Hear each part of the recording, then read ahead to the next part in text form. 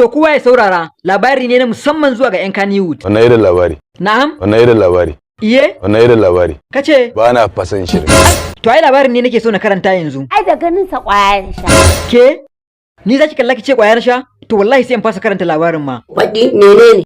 To daman labari ne aka ce in sanar da kin Kannywood cewa za a rage haska wasu jarumai daga cikin fim din labari na.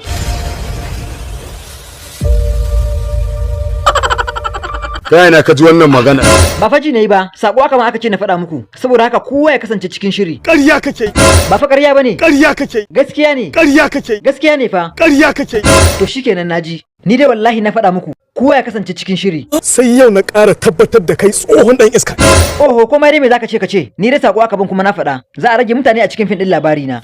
Ita wallahi ba zai Yiwuwa fa kam zai yiwu saboda a halin yanzu na riga na saka hannu a cikin wannan takardar. Gaskiya sai dai ku yi haƙuri. Ka ji tsoron Allah. Tura tsoron ka zan ji? Haƙuri kawai za ku yi gaskiya. Wallahi zan gaggaura maka ma. Oho, mutane ne dai sai an rage. ai kai ne wai.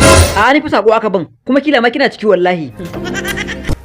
Saboda haka dole za a cire wasu mutane daga cikin fim din labari na. Haba kamar yaya? Kamar dai yanda ka ji, dole za a cire. Wallahi zaka ci kwal ubanka.